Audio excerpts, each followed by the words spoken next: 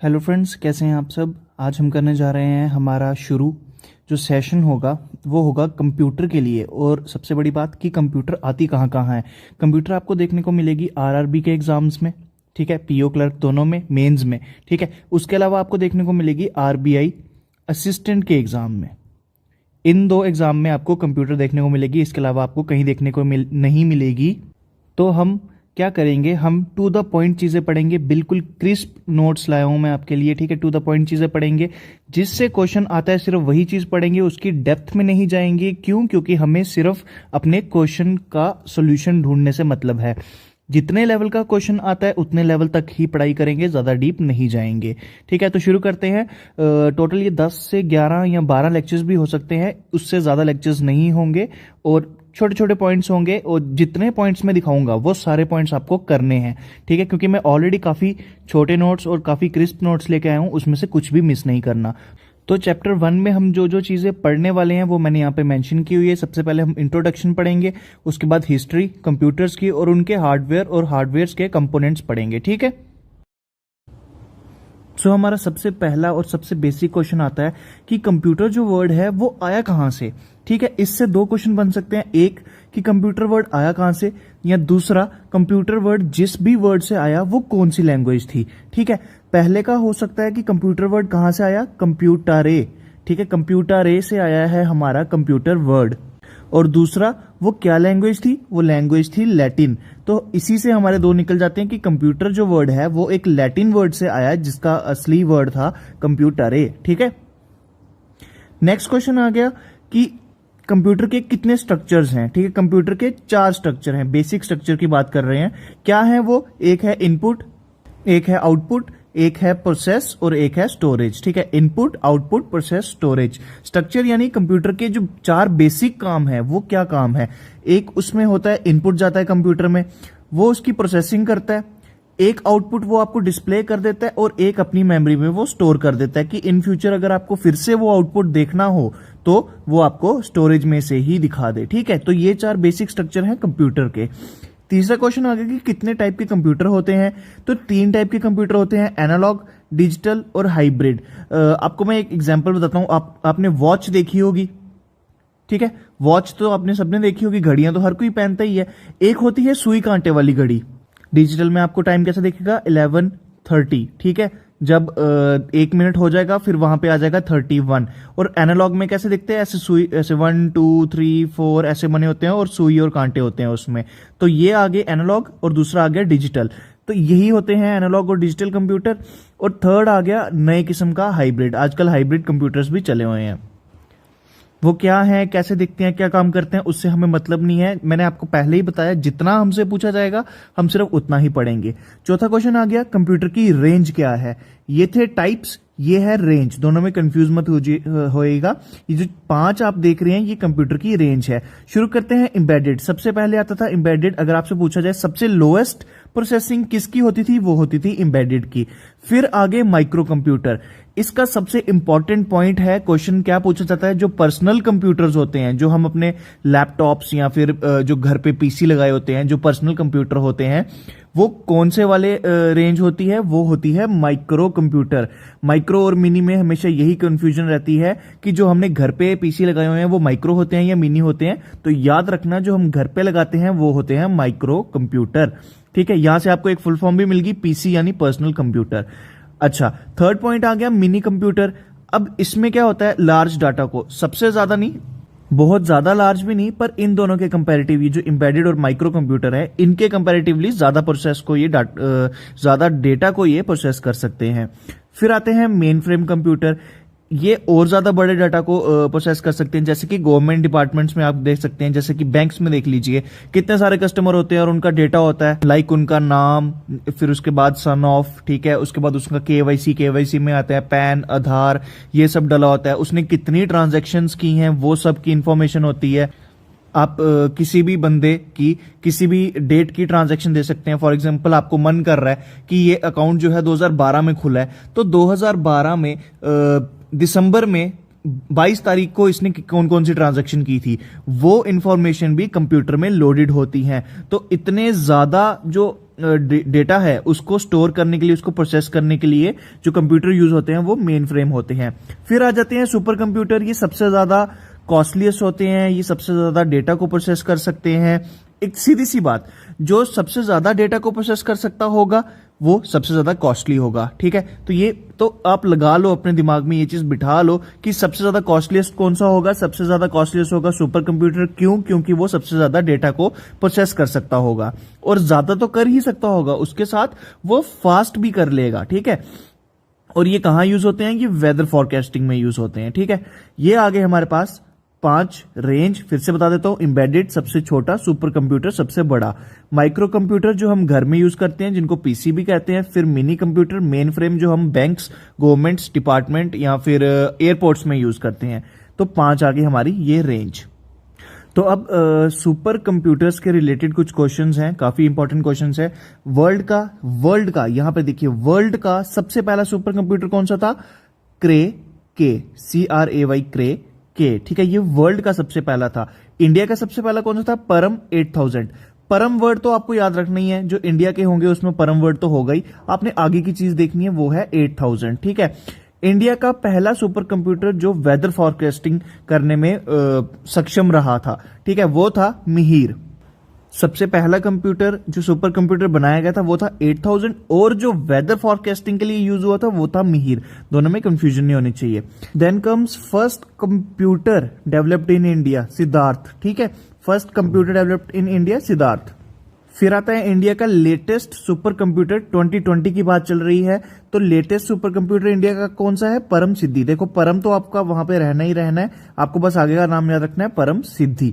ठीक है, उसके बाद एक और आता है कि वर्ल्ड का लेटेस्ट सुपर कंप्यूटर, ये 2020 की बात चल रही है, अभी तक जो आया है सबमिट बाय यूएसए। एक बार आप इस चीज को, इस वाले क्वेश्चन को, ठीक है, ये जो 6th क्वेश्चन है, इसको एक बार चेक कर लेना। एक फगुको भी है, ठीक है, फगुको है जापान का।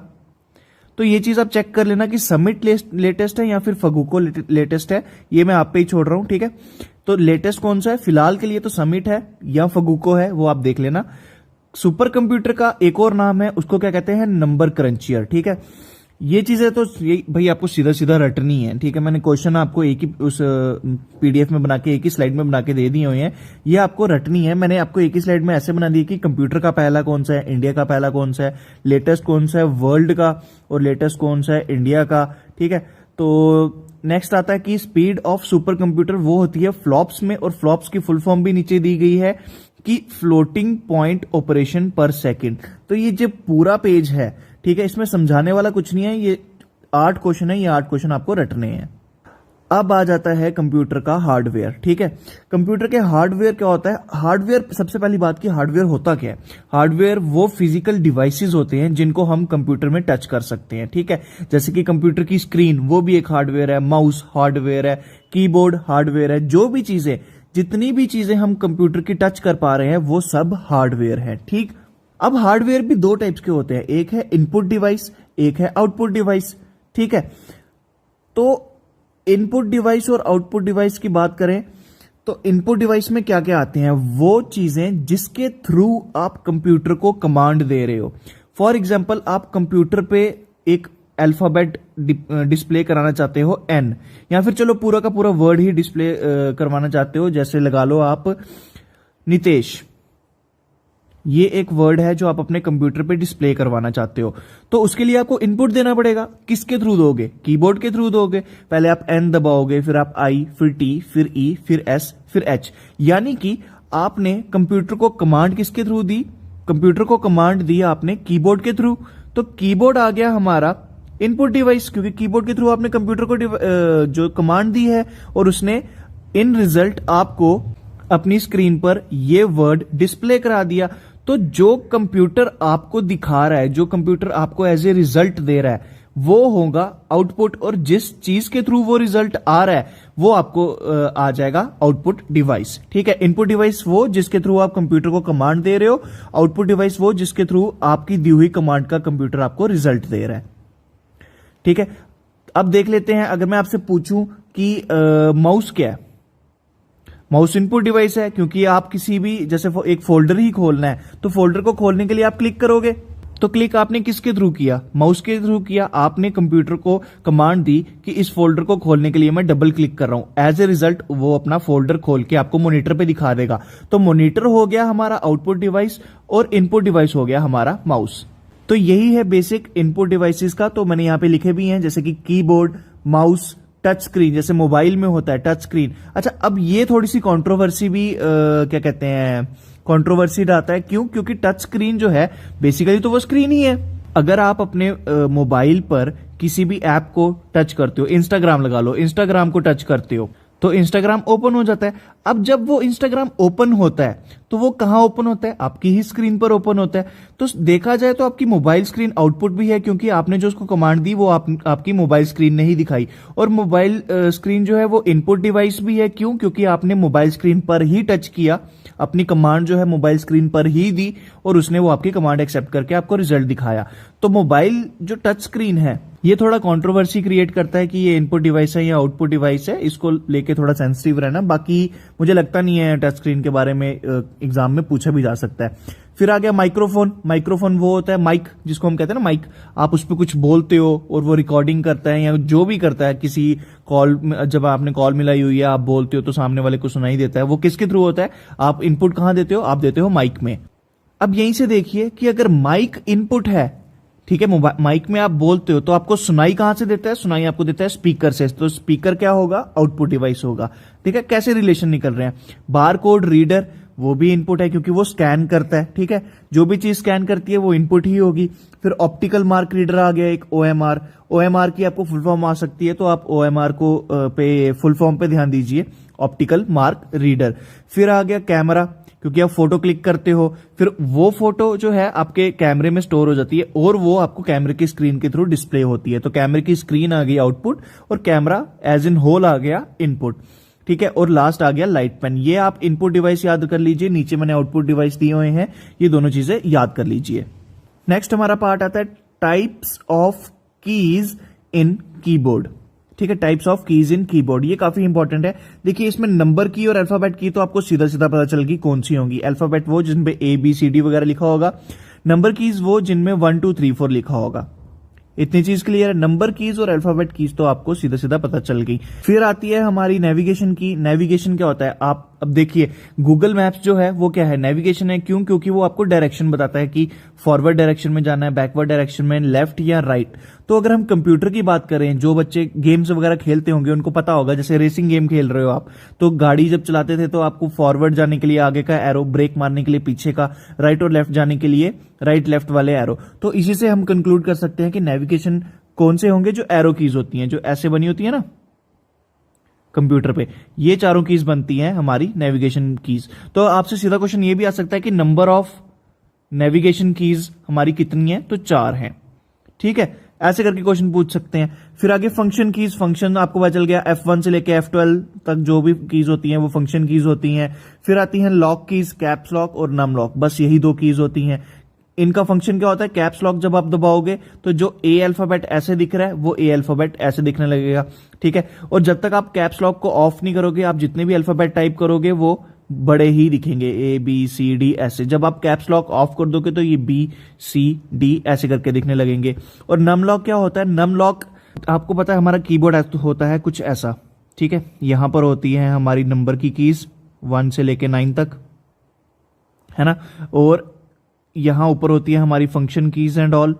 यहां 1 से लेके 9 तक नंबर्स होते हैं और इनके नीचे हमारी जो मेन आ जाती है स्पेस बार और हमारा alphabets and symbols and all जो भी है वो सब यहां पर आ जाता है। ठीक है, अब आपको नंबर्स कहां कहां दिखते हैं? एक इस पोर्शन में और एक इस पोर्शन में, राइट।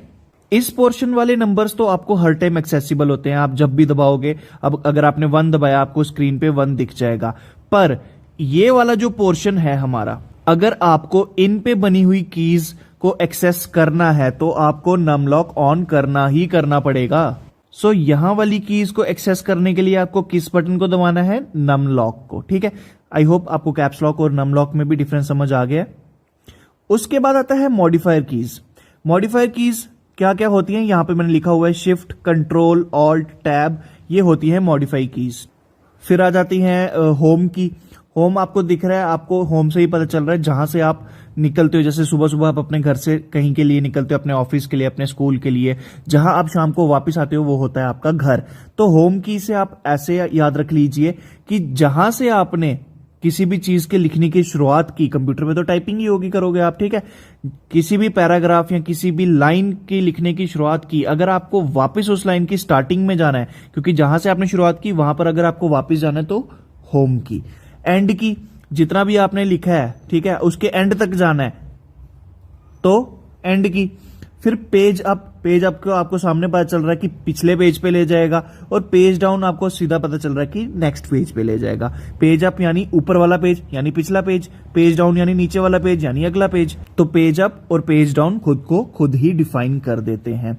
नेक्स्ट चीज आ गई basic question, which key we use to select okay on screen. For example आपने कुछ भी काम किया है, जैसे आ गया आपने एक वर्ड पैड पे एक फाइल बनाई है, ठीक है, उसके बाद आपको सेव करना है।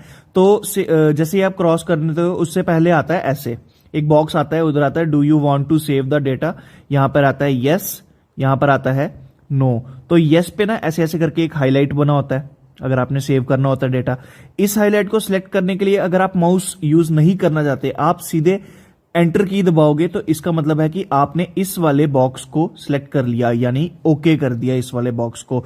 तो कौन सी की है जो ओके एज ए ओके काम करती है, वो है एंटर की, ठीक है।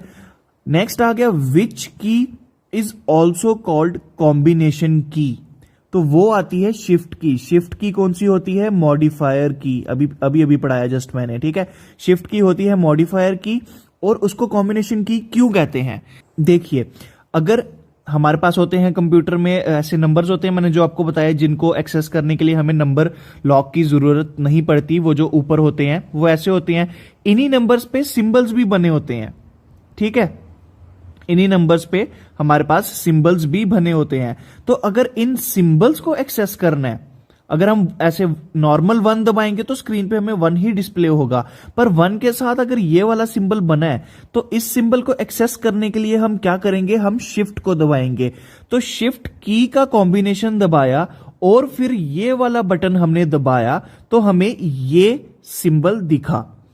शिफ्ट की के कॉम्बिनेशन और इस की के कॉम्बिनेशन से हमें ये वाला सिंबल दिखा, इसीलिए हम शिफ्ट को कॉम्बिनेशन की कहते हैं, ठीक। अब आते हैं नेक्स्ट, कैप्स लॉक और नम लॉक को क्या कहा जाता है। कैप्स लॉक और नम लॉक जो है लॉक कीज कहते हैं ना इनको हम।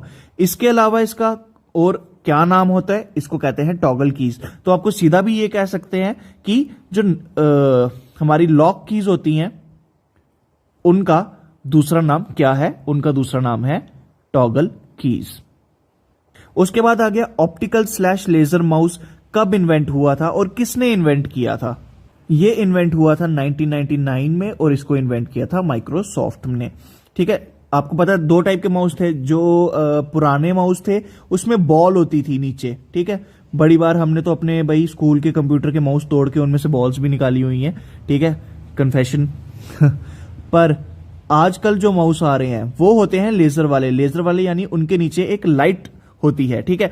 आजकल तो बड़ी वो टेक्नोलॉजी आ गई है, पहले तो वायर्ड आते थे, ये जो लेजर माउस है ये वायर्ड आते थे, आजकल तो वायरलेस आ जाते हैं। सीधा उनमें एक सेल डालो और उसको ऑपरेट करना शुरू कर दो, ठीक। तो पहले आते थे ट्रैक बॉल्स वाले, ये जो बॉल होती थी इसको कहते हैं ट्रैक बॉल, ठीक है, जो पहले माउस में आती थी। मुझे नहीं लगता इसके ऊपर क्वेश्चन आएगा क्योंकि अब ये ओल्ड कंसेप्ट हो गया हुआ है। आजकल जो आ रहे हैं वो आ रहे हैं लेजर। और लेजर कब इन्वेंट हुए, 1999 में माइक्रोसॉफ्ट के थ्रू।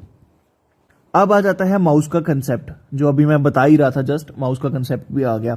माउस क्या है, एक GUI डिवाइस है। आपसे सीधा सीधा ये पूछा जा सकता है कि GUI की फुल फॉर्म क्या है, वो मैंने आगे लिखी हुई है, ग्राफिकल यूजर इंटरफेस।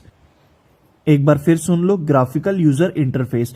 ये सारी फुल फॉर्म्स बहुत ज्यादा इंपॉर्टेंट है क्योंकि ये एग्जाम में पूछी जाती हैं, ठीक है। सारी नहीं पूछी जाएंगी, फिर तो फुल फॉर्म्स में ही सारा निकल जाएगा, पर कोई भी फुल फॉर्म पूछी जा सकती है। 1 से 2 मार्क्स की आती है, बहुत इंपॉर्टेंट है फुल फॉर्म। फुल फॉर्म को बिल्कुल भी ऐसे लीनियंट होके मत लेना। नेक्स्ट चीज आ गई, the ball used in old mouse is called track ball. मैंने आपको पहले ही बता दिया, अभी पहले पीछे ही एक्सप्लेन कर दिया। अब आ जाता है difference between cursor and pointer, जो मेरा बचपन से एक भ्रम था कि इसको हम कर्सर कहते हैं, वो मेरा इस क्वेश्चन को पढ़ने के बाद टूटा था। ये जो आपको ऑब्जेक्ट दिख रहे हैं, एरो दिख रहा है या फिर ये जो हाथ दिख रहा है या फिर और भी बड़े डिजाइन होते हैं, इनको हम कहते हैं पॉइंटर्स। मैं बचपन से इनको सोचता था कि इसको कर्सर कहते हैं, पर इनको कहते हैं पॉइंटर्स। ठीक है, ये जो ग्राफिकल ऑब्जेक्ट्स हैं जो हमें कंप्यूटर स्क्रीन पर माउस दिखता है, जब हम माउस को हिलाते हैं और उसकी भी पोजीशन हिलती है, इन सबको कहते हैं पॉइंटर्स, इनको कर्सर नहीं कहते। और ये जो है, जब हम कोई सेंटेंस लिखना लगते हैं उससे पहले ऐसे ऐसा बना होता है ना, जो ब्लिंक कर रहा होता है हर टाइम आपका कोई भी अल्फाबेट या फिर वर्ड लिखने से पहले, इनको कहते हैं हम कर्सर। तो जिनको ये पहले से पता है वेल एंड गुड, जिनको नहीं, मेरे जैसे बंदे जिनको लगता था कि ये कर्सर है, तो उनका ये कंसेप्ट भी आज क्लियर हो गया कि इसको हम कहते हैं पॉइंटर, इसको हम कहते हैं कर्सर। फिर आ जाता है बार कोड्स और क्यूआर कोड्स के बीच में क्या डिफरेंस है। सबसे पहली चीज तो हमें पता होनी चाहिए कि क्यूआर की फुल फॉर्म क्या है। क्यूआर की फुल फॉर्म है क्विक रिस्पॉन्स। ये लिख लीजिए अपनी कॉपी पे, क्विक रिस्पॉन्स। अब ये क्या चीजें होती हैं? बार कोड्स, देखो आपने सुना होगा कि बड़ी बार इंग्लिश में लिखा होता है बिहाइंड द बार्स। किसी बंदे को जब जेल में डाल देते हैं तो कहते हैं behind the bars, he is behind the bars, यानी वो जेल की सलाखों के पीछे है। तो सलाखें होती है ना ऐसे ऐसे, एक सेल, एक कमरा होता है जिसमें सलाखें लगी होती हैं ऐसे ऐसे, जिसको सन्नी देओल तो ऐसे ही खोल देता है, ठीक है, बाकी लोग नहीं खोल पाते। तो बार्स का मतलब ऐसे लाइंस होंगी, उसको हम कहेंगे बार्स।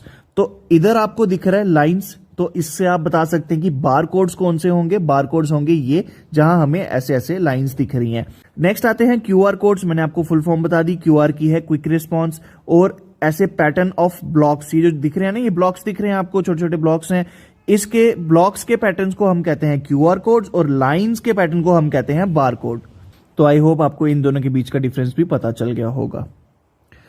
अब आ जाते हैं मॉनिटर पे। मॉनिटर क्या है? सबसे पहले तो मॉनिटर है आउटपुट डिवाइस, क्योंकि ये हमारा रिजल्ट डिस्प्ले करता है। पहली चीज आ गई। नेक्स्ट, कितने टाइप के मॉनिटर थे? कैथोड रे, सीआर, इनकी फुल फॉर्म याद कर लो भाई। फुल फॉर्म मैं पहले ही बता रहा हूं, बहुत इंपॉर्टेंट है। चारों की फुल फॉर्म लिखी है। सीआरटी की है कैथोड रे ट्यूब, एलसीडी की है लिक्विड क्रिस्टल डिस्प्ले, एलईडी की है लाइट एमिटिंग डायोड, टीएफटी की है थिन फिल्म ट्रांजिस्टर। अभी लेटेस्ट यही टीएफटी फिल्म्स ही चल रही हैं, ठीक। नेक्स्ट आ गया मोनोक्रोम। मोनोक्रोम जो मॉनिटर है उसमें कितने कलर्स एक टाइम पे दिख सकते हैं? तो 256 कलर्स जो है वो एक टाइम पे मोनोक्रोम मॉनिटर में दिख सकते हैं। नेक्स्ट आता है कि एक इमेज जो कि मॉनिटर पर बनती है, ठीक है, वो कलेक्शन ऑफ डॉट्स से बनती है। उन डॉट्स को क्या कहा जाता है? उन डॉट्स को कहा जाता है पिक्सल्स, ठीक है। आपने देखा होगा जो अब कहते हैं कि मेरा जो फोन है भाई 40 मेगापिक्सल की उसका कैमरा है, तो मेगापिक्सल यानी कि यही पिक्सल्स की बात चल रही है। कितने डॉट्स से एक इमेज बन रही है उसको कहते हैं पिक्सल। तो ये छोटे छोटे डॉट्स जो हैं ये होते हैं पिक्सल्स। नेक्स्ट आते हैं प्रिंटर्स। प्रिंटर्स सबसे पहले कौन से डिवाइस होते हैं? प्रिंटर होते हैं आउटपुट डिवाइस, क्योंकि जो भी आप इसको कमांड देते हो ये उसको प्रिंट करते हैं एक पेज पर और एज ए आउटपुट आपको दे देते हैं। अब बात करते हैं कि प्रिंटर कौन कौन से होते हैं। एक होता है इम्पैक्ट, एक होता है नॉन इम्पैक्ट। अब इसमें आ जाते हैं, ये बहुत इंपॉर्टेंट पार्ट है। ये नीचे वाला आप करो या ना करो ये कम ही पूछा जाता है, पर ये तो आपको हर पेपर में एक क्वेश्चन दिखेगा ही दिखेगा। आपको ऐसे दे देंगे कि डॉट मैट्रिक्स दे दिया, ये जो है डॉट मैट्रिक्स, फिर यूवी दे दिया, फिर थर्मल दे दिया, फिर इंकजेट दे दिया, ठीक है, और नीचे लिख दिया नन ऑफ दीज। तो क्वेश्चन होगा कि इन 5 में से, नन ऑफ दीज छोड़ो, इन 4 में से कौन सा प्रिंटर है जो इंपैक्ट प्रिंटर है। तो आपको ये चीज पता होनी चाहिए कि इनमें से कौन से प्रिंटर इंपैक्ट है और कौन से नॉन इंपैक्ट है। अगर आपको पता होगा कि इंपैक्ट प्रिंटर डॉट मैट्रिक्स है तभी आप इस चीज का आंसर दे पाओगे। और मैं आपको ये फिर से कह रहा हूं, ये श्योर शॉट एक क्वेश्चन आएगा ही आएगा। तो यहां पर मैंने इंपैक्ट और नॉन इंपैक्ट लिखे हुए हैं, बहुत ज्यादा इंपॉर्टेंट है ये पार्ट। ये पढ़ लो कि drum, chain, band, line, dot matrix और डेजी व्हील्स, ठीक है। Drum, chain, band, line, dot matrix और डेजी व्हील्स। ये है इंपैक्ट प्रिंटर। एक इसमें मैं आपको ट्रिक बता देता हूं कि डी से जितने भी हैं, drum, dot matrix, Daisy wheel, ये हैं सारे इंपैक्ट प्रिंटर्स। ठीक है, उसके बाद आ जाता है लेजर, इंकजेट, इंकलेस, यूवी और थर्मल। जहां पर इंक का मेंशन कर रहे हैं वो नॉन इंपैक्ट आ गए। ठीक है, यूवी, थर्मल और लेजर तो आपको पता है ये तीनों चीजें एक दूसरे से मैच करती हैं कि यूवी रेज होती हैं, थर्मल रेज होती हैं और लेजर तो ऐसे ही रे है, एक जैसे लेजर मारते हैं किसी पे मूवीज में देखते हैं लेजर मारा और धमाका हो गया, वो भी एक रे ही होती है। ठीक है, तो आप देख सकते हैं कि जिनमें इंक लिखा है और जिनमें ये रेज की बात चल रही है, यूवी, थर्मल, वो है नॉन इंपैक्ट। और जिसमें डी आते हैं, ठीक है, डी वो है इंपैक्ट। उसके अलावा चेन, बैंड और लाइन भी जो है वो इंपैक्ट प्रिंटर है। तो ये बहुत ज्यादा इंपॉर्टेंट है, इसको अच्छे से करना। उसके बाद आ जाते हैं कि speed of printer is made in. तो यहां पर आपके पास 3 उसके यूनिट्स हैं। एक है पेज पर मिनट, लाइन पर मिनट, कैरेक्टर पर सेकंड। तो ऐसा आ सकता है कि हो सकता है आपको कैरेक्टर पर मिनट दे दिया हो ऑप्शन में, कैरेक्टर पर और दे दिया हो, कैरेक्टर पर सेकंड दिया हो और एक दिया हो पेज पर सेकंड। तो बताओ भी इन चारों में से कौन सा है जो प्रिंटर की जो स्पीड है उसको मेयर करता है। तो अगर आपको पता होगा कि सेकंड किस में यूज हो रहा है और मिनट किस में यूज हो रहा है, आप तभी इसको डिफरेंशिएट कर पाओगे। तो सेकंड सिर्फ और सिर्फ कैरेक्टर में हो रहा है, तो सिर्फ और सिर्फ एक कैरेक्टर ही है जिसको सेकंड में मेयर किया जाता है। बाकी दोनों जो क्वांटिटीज है यानी कि लाइंस पर मिनट और पेज पर मिनट जो है वो मिनट में कंपेयर, मतलब उनकी मिनट में कैलकुलेशन होती है। सिर्फ और सिर्फ कैरेक्टर की जो होगी वो सेकंड में होगी। ये थी प्रिंटर की स्पीड। प्रिंटर की रेजोल्यूशन भी होती है। स्पीड और रेजोल्यूशन में कंफ्यूजन नहीं होनी चाहिए। रेजोल्यूशन होती है डॉट्स पर इंच। जैसे एक स्क्रीन पे जो इमेज आती है उसकी रेजोल्यूशन क्या होती है, पिक्सल, मैंने अभी पीछे बताई। वैसे ही प्रिंटर का जो पेज निकलता है उसकी भी एक रेजोल्यूशन होती है। वो किस पे होती है, डॉट्स पर इंच। नेक्स्ट इंपॉर्टेंट टर्म्स आ गई हैं कुछ, इसे आप फुल फॉर्म भी कह सकते हैं और इनके छोटे छोटे फंक्शंस हैं, तो ये भी आपको याद रखना बहुत इंपॉर्टेंट है। सबसे पहले आ गया एसएमपीएस। एसएमपीएस की फुल फॉर्म बहुत ज्यादा इंपॉर्टेंट है। फुल फॉर्म तो हर किसी की इंपॉर्टेंट है भाई, फुल फॉर्म तो आपको सबकी करनी है। तो एसएमपीएस आ गया स्विच मोड पावर सप्लाई। आपको पता चल गया अगर ये पावर सप्लाई है तो ये एसी करंट को डीसी करंट में कन्वर्ट करती होगी। ठीक है, एसी को जो डीसी में कन्वर्ट करता है वो होता है एसएमपीएस। बीआईओएस आ गया आपका बेसिक इनपुट आउटपुट सिस्टम। ठीक है, ये इंस्ट्रक्शंस होती हैं जो कि रोम में स्टोर्ड होती है। रोम मैं आपको यहां पढ़ाऊंगा। ठीक है, फिलहाल इतना याद रखिए, ये इंस्ट्रक्शंस होती है जो रोम में स्टोर्ड होती हैं। ये हार्डवेयर और सॉफ्टवेयर के बीच में एक इंटरफेस होता है। इंटरफेस का क्या मतलब होता है कि 2 ऑब्जेक्ट्स हैं उनका आपस में कनेक्शन करवाना है।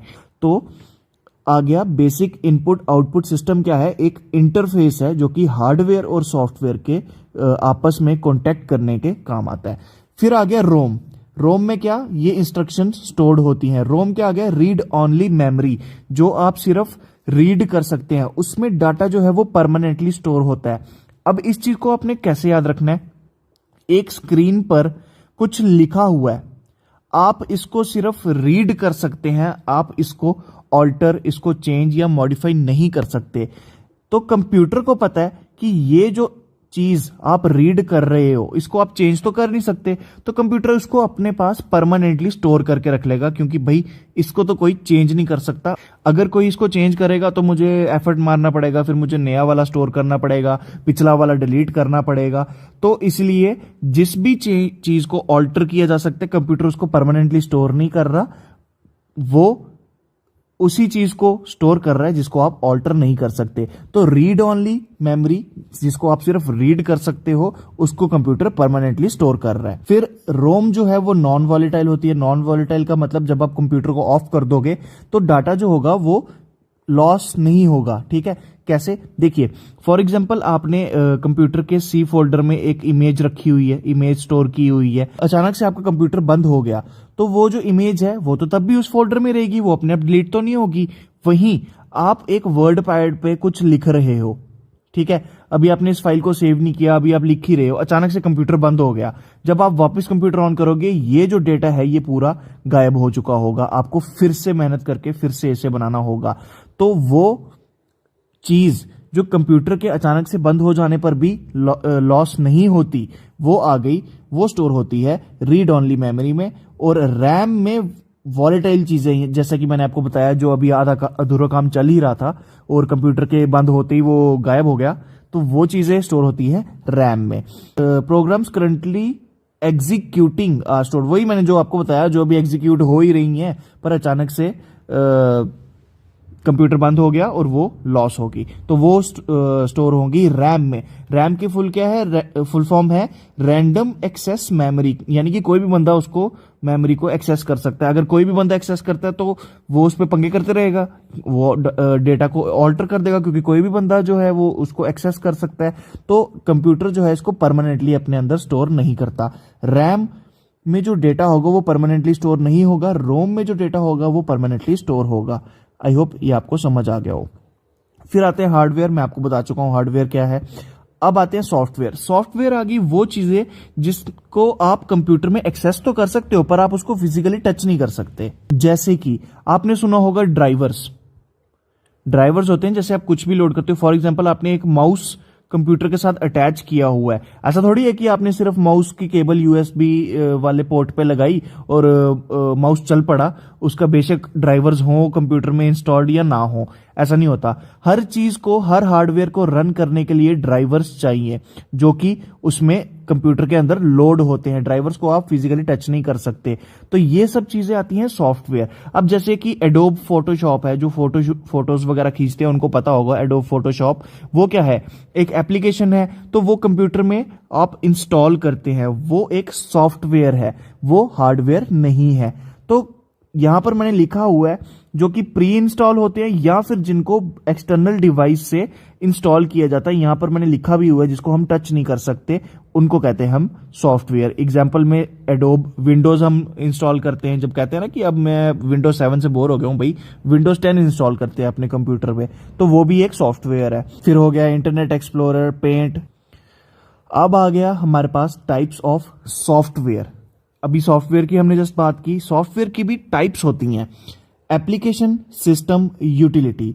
एप्लीकेशन से आपको समझ आ रहा है कि एप्स, जो भी हम एप्स इंस्टॉल वगैरह करते हैं, जो कि पब्लिक के या फिर यूजर की डिमांड को फुलफिल करने के लिए स्पेशली डिजाइन किया होता है। फॉर एग्जांपल मेरा पेंट करने का मन है, तो पेंट करने के लिए स्पेशली पेंट एक एप्लीकेशन बनाई हुई है। इसका काम क्या होगा? सिर्फ और सिर्फ पेंट करना। ठीक है, मेरी डिमांड है कि पेंट करना है, तो उस एप्लीकेशन का काम होगा सिर्फ और सिर्फ पेंट करना, वो उसके अलावा और कोई काम नहीं करेगी। तो एप्लीकेशन सॉफ्टवेयर वो होते हैं जो यूजर की डिमांड को फुलफिल करने के लिए बनाए होते हैं, जैसे कि पावर पॉइंट, जिसमें आप स्लाइड्स, जैसे जो मैं बना रहा हूं ये पावर पॉइंट ही है, इसमें मैं आपको स्लाइड्स दिखा रहा हूं ना, तो ये पावर पॉइंट ही है।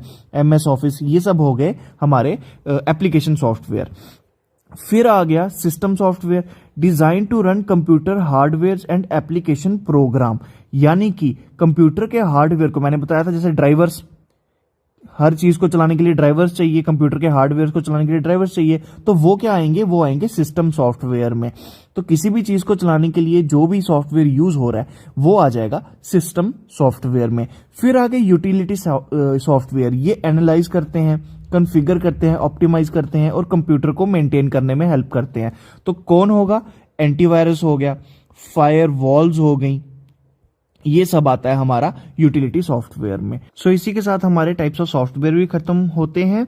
हमारा लेक्चर थोड़ा लंबा खिंच गया, तो आई गेस इसे यहीं पर एंड करना थोड़ा ठीक होगा। कल हम करेंगे, इसी चैप्टर को कंटिन्यू करेंगे, उसमें हम पढ़ेंगे थोड़ी इंपॉर्टेंट टर्म्स हैं कुछ जो कि पढ़ लेनी चाहिए, एग्जाम में पूछी जाती हैं, और हिस्ट्री, और उसी के साथ हमारा एंड हो जाएगा कल का टॉपिक भी और हमारा ये चैप्टर भी। कल का टॉपिक थोड़ा छोटा होगा क्योंकि आज हमने थोड़ा ज्यादा लंबा खींच लिया हुआ है। Thank you so much.